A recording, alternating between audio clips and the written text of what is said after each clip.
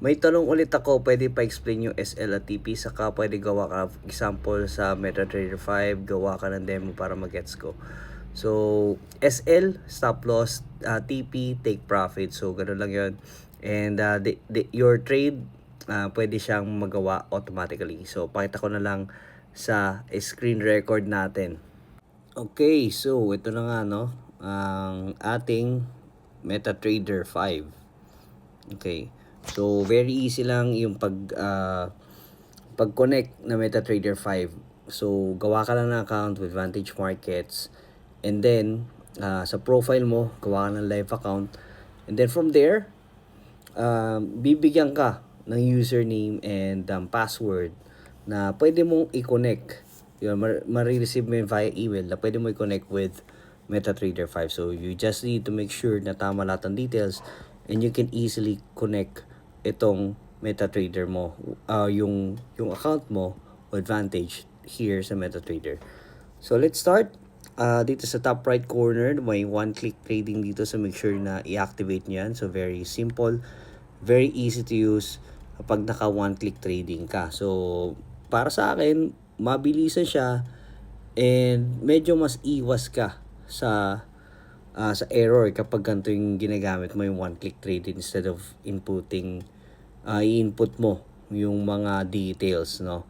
So, from there, click mo lang, no? Make sure na lot size mo tama.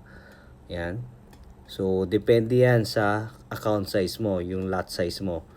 Okay, so, pero kung nagsisimula ka pa lang, kahit mataas na yung capital mo, make sure na bumaba ka muna ng lot size at 0.01 lot size.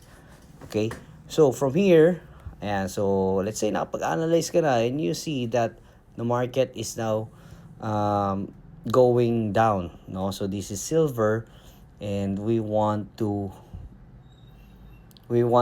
have a sell position here. Okay? So, click mo lang yung sell, and then boom, automatic na, no? Makikita mo na dyan yung sell order mo at what level. Okay? And ito yung maganda dito, ito yung bagong update ng MetaTrader 5. Pag click mo yung linya na yan ng order mo, yan, may makikita ka sa baba, SL. Yan, click mo lang yung SL na yan, lalabas sa screen mo, then you can just drag and drop kung saang level yung SL mo. Okay? And then, click mo lang ulit itong TP. Then, may makikita kang lalabas na green naman. Ayan. So, drag mo lang kung saan mo siya gustong tumama. Okay? Or depende sa analysis mo.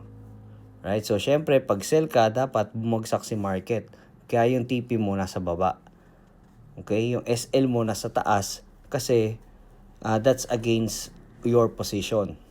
Alright? And now, kapag okay ka na dyan, click mo lang itong slide right mo lang itong modify position. And you're done. Okay? Very easy, very quick. Meron pa isang usage yan. Click mo lang yan.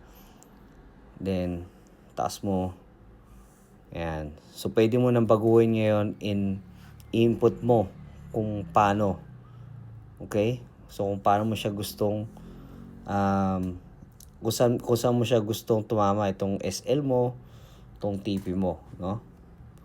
Okay, so gawin natin na, let's say you want, yan, 73 SL mo.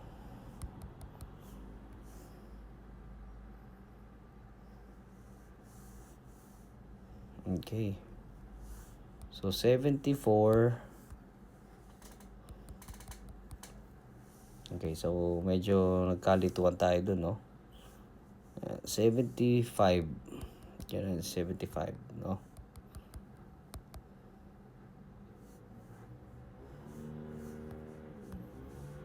Yan.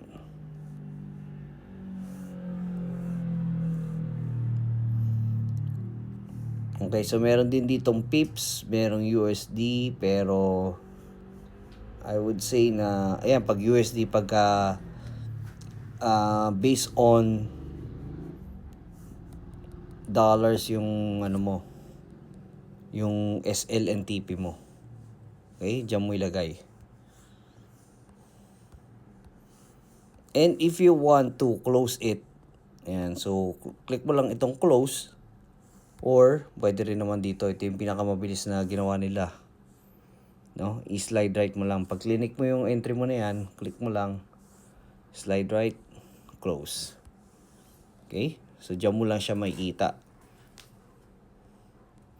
And yun nga, that's it for our SL and TP explain. So thank you so much for watching. You have a great day.